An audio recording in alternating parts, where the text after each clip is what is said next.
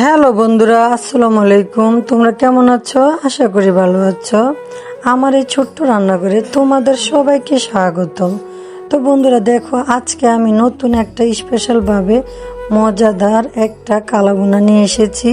এটা কিন্তু গরুর কালাভুনা নয়, মুরগির কালাভুনা নয়, এটা হচ্ছে চেপা শুটকির কালাভুনা। তো বন্ধুরা, এই চেপা শুটকির কালাভুনাটা রান্না করবা তোমরা কিভাবে, আজকে তোমাদের সাথে শেয়ার করব। তো বন্ধুরা দেখো কতটা লোভনীয় হয়েছে, কতটা দেখতে সুন্দর হয়েছে এই চেপা শুটকি বুনাটা। তো এই চেপা শুটকি বুনাটা তোমাদের রান্না করতে কি লাগবে, চলো আমরা যাই। প্রথমে দেখো, আমি এই বাটির মধ্যে চেপা শুটকি ভালো করে ধুয়ে তারপরে রসুন পেঁয়াজ একসাথে দিয়ে কাঁচামরিচ আমি দিয়ে ব্লেন্ডার করে নিছি। ঠিক আছে, দেখো একদম ভালো করে ব্লেন্ডার করে নিছি, একটু কাটা নেই।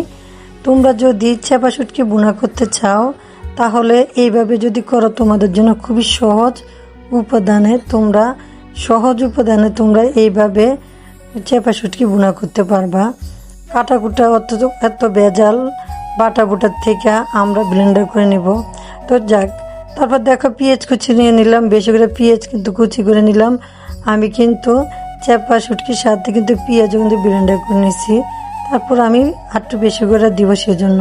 তারপর দেখো মরিচ ব্লেন্ডার করে নিছি। তোমরা ইচ্ছা করে গুঁড়ো মরিচ দিতে পারো, কিন্তু এইভাবে যদি তোমরা আনা মরিচটাকে একটু রসুন দিয়ে ভালো করে ব্লেন্ডার করে নাও, বেটে নাও, তাহলে কিন্তু ভর্তাটা খেতে আরও মজা লাগবে। তো বন্ধুরা চলো আমরা রান্না করতে চলে যাই। দেখো বন্ধুরা, চুলায় একটা কড়াই বসে দিলাম, তেলটা দিয়ে দিলাম। তেলটা গরম হওয়ার সাথে সাথে দেখো পেঁয়াজ দিয়ে দিলাম। পেঁয়াজটাকে ভালো করে নেড়ে ছেড়ে নিতে হবে। পেঁয়াজটাকে যদি ভালো করে তোমরা একদম হালকাভাবে লাল লাল না করো তাহলে কিন্তু শুটকিটা কিন্তু কালার আসবে না। ঠিক আছে, তোমাদের কিন্তু শুটকিটা কালার আসবে না। তো দেখো বন্ধুরা, আমি কিন্তু পেঁয়াজটা বাদামি কালার করে নিচ্ছি। এখন আমি এটার সাথে আদা রসুন দিব। আমি অবশ্যই কিন্তু রসুন দিয়ে কিন্তু আমি শুটকিটা ব্লেন্ডার করেছি। তারপর আমি হালকা একটু আদা রসুন দিচ্ছি, কারণ শুটকির সাথে যত বেশি রসুন দিবা ততই মজা লাগে। তা আমি দেখো রসুনটা আলাদাভাবে দিলাম আর আদা রসুনটা অল্প একটু পরিমাণে দিয়ে দিলাম।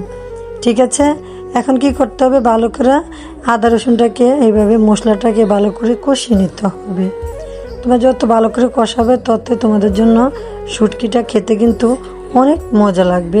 একদম গরুর কালাভুনার থেকেও কিন্তু স্বাদ লাগবে এই শুটকিটা দিয়ে তোমরা ভাত খেতে।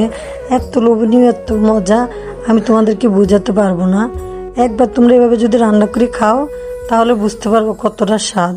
তো দেখো বন্ধুরা, পরিমাণ মতো লবণ দিয়ে দিলাম। হ্যাঁ, স্বাদ মতো লবণ দিয়ে দিলাম। যে মনে করো তোমাদের যতটুকু তোমরা রান্না করবে সেরকমভাবে তোমরা লবণ দিয়ে দিবা।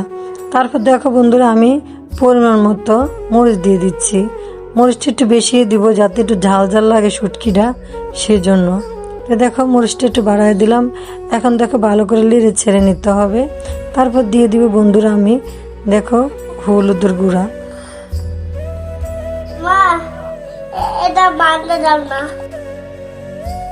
দেখো বন্ধুরা, এবার দিয়ে দিব আমি হলুদের গুঁড়া। দেখো আমি পরিমাণ মতো হলুদ দিয়ে দিলাম। এবার হলুদটা দেওয়ার পরে কি করতে হবে, ভালো করে নেড়ে ছেড়ে কষিয়ে নিতে হবে। ভালো করে নেড়ে ছেড়ে কষিয়ে নিতে হবে। তো বন্ধুরা, আজকের এই কালাভুনাটা রান্না করব শুধুমাত্র তোমাদের জন্য, আমাদের নতুন বউদের জন্য, যারা যারা তোমরা শুটকি রান্না করতে পারো না। তো সাথে তোমরা কি করবা, এই শুটকির গ্রানটা একটু ভালো আসার জন্য, মুরগি গ্রানের জন্য সাথে একটু মুরগির গুঁড়ো মশলা দিয়ে দিবা। রাঁধুনি গুঁড়ো মশলাটা দিয়ে দিবা, প্যাকেট মশলাটা। তো আমি অল্প পরিমাণে একটু দিছি যাতে শুটকির গন্ধটা যায়, সেজন্য। তো বন্ধুরা দেখো, এবার ভালো মতো ভাজা ভাজা করে নিতে হবে। দেখো ভালো করে ভাজা ভাজা করে নেওয়ার পরে, তো বন্ধুরা দেখো মশলাটা কিন্তু ভাজা ভাজা হয়ে গেছে। এবার আমি কিন্তু সুন্দরভাবে কিন্তু দেখো আমি কিন্তু শুটকিটা ঢেলে দিলাম। যে শুটকিটা আমি ব্লেন্ডার করে নিয়েছিলাম ওই শুটকিটা আমি ঢেলে দিলাম। তো এখন শুটকিটাকে কি করতে হবে, শুধু খালি লাড়তে হবে, নাহলে নিচে দিয়ে লেগে যায়। এটাকে ভালো করে লাড়তে হবে, অনেক ভালো করে লাড়তে হবে, কারণ এটা লেগে যেতে পারে। কারণ আমি সব উপকরণগুলো একসাথে দিয়ে দিছি। লাড়ার ভিতরে কিন্তু রেখে কিন্তু ভাজা ভাজা করে নিতে হবে।